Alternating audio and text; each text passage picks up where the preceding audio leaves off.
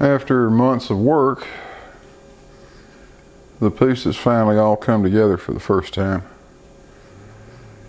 So now we can have a much better idea of what this thing looks like. And I'm pretty happy with the outcome to this point. The big frame, the big outer frame, is actually oriented, it's 90 degrees out of whack right now. It's got to turn 90 degrees, but I didn't feel like messing with that just for the purpose of sticking everything in here to make sure it's all going to fit. But now you can see the table that was needed to support the actual enclosure, the experiment itself. And it needed to be a quite heavy sort of structure to dampen out any vibration or anything coming through this concrete, although there really shouldn't be any.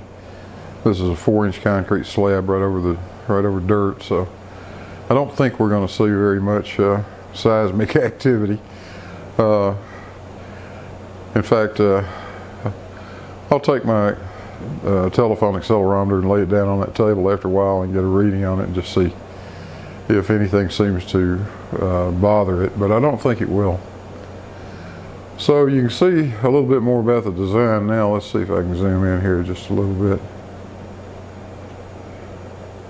There you can see how it's supported. Those dowels are not glued in place yet. That's what I'm about to do. I just check it. I was checking it first to make sure everything's okay, and getting those little thumb screws in an approximate position. So now I'll set it off, take the dowels out, put some glue in the holes, stick them back in, put the experiment back up on it, get everything centered up and let it sit for a day. And we ought to be in really good shape. So, the next thing that has to be done is now I need to just do a light final sanding on everything. I've got to arrange a stop block up at the top to limit the rotation of the lead weights, and I still have to cut and thread the hanger rods for those weights. So that'll be getting done over the next couple of days.